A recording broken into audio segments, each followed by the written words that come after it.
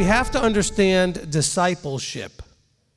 We have to understand what discipleship is and what it looks like, but we also have to understand the language of discipleship.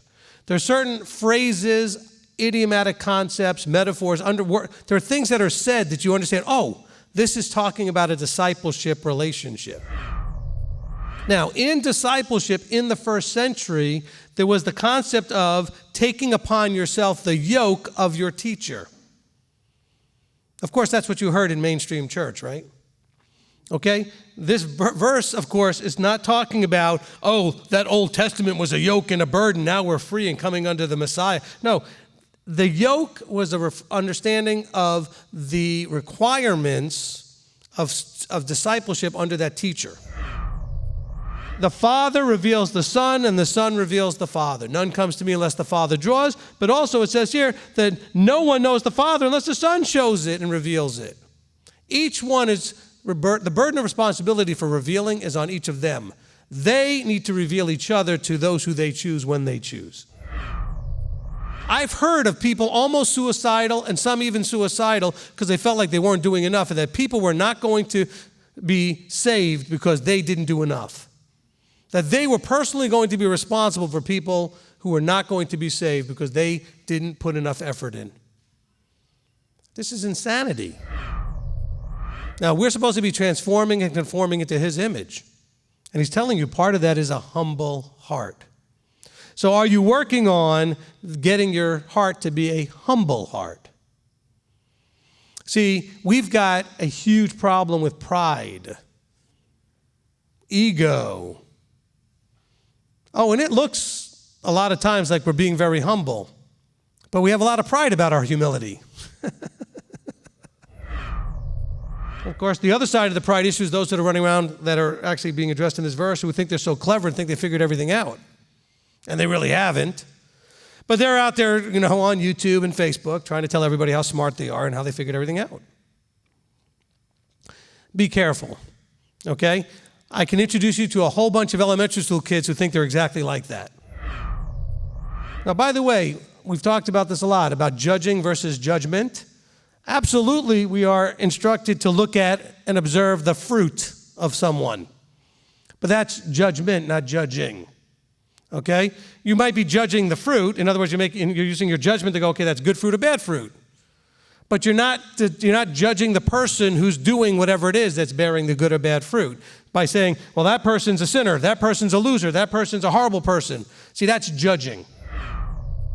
Now, by the way, that's not salvation by works. Salvation was made available to everyone free of charge when Yeshua died, was buried, and resurrected. However, just because He made it available doesn't mean you get to have it by doing nothing. Okay? It's available to you. Without what Yeshua did, you'd have no shot. Nobody would have a shot. But you don't understand the process. He's not going to just magically make it. Look, if He would do that, I'm not saying He can't. If He would, then why isn't He doing it already? Why are we suffering like this for all these years? Because that's not the way He wants to do it. So I'm not complaining. I'm simply saying, if that's what He could and would do, if that was the plan, why not just do it after Yeshua was resurrected and do it with those guys? What's the point? Why not just do it right now? After all, if it doesn't take any effort by me, if He's just going to take my old stony heart out, give a new one in, and write these things on my heart, change my personality and everything else, then why not just do it right now?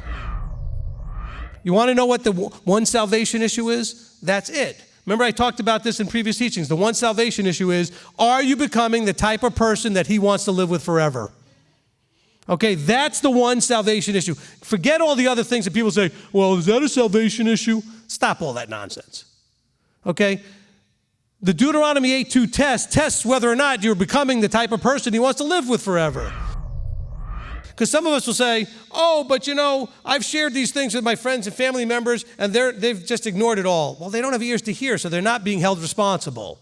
They can't get what you get. Doesn't matter if you showed them the Sabbath and all the verses. They can't see it.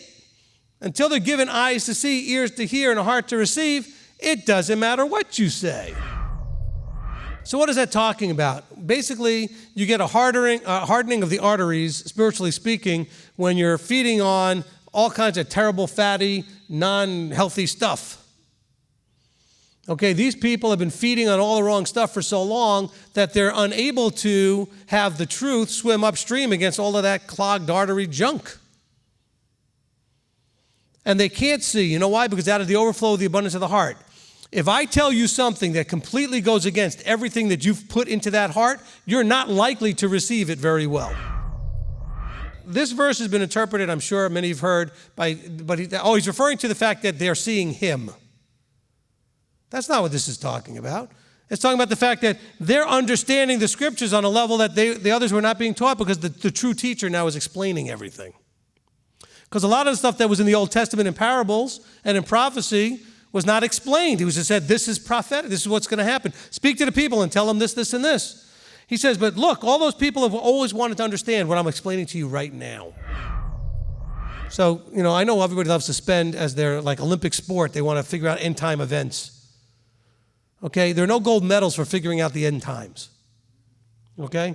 Walk this out, and this is what Abba's always told me. The Father's always told me, teach them to do what they're supposed to do, and they'll end up where they're supposed to end up. We could take the parable and turn it into basically Yeshua giving a second parable that now we can apply it even more directly into our lives to explain what it would look like today in actual real life. Did you take the time, and are you taking the time to clean house?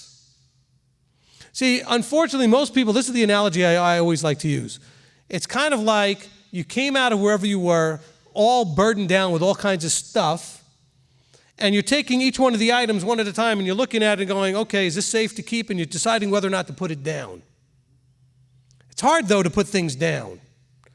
I use the analogy, wouldn't it be more sensible to come out and put everything down and pick things up one at a time and ask whether or not it's safe to take it back?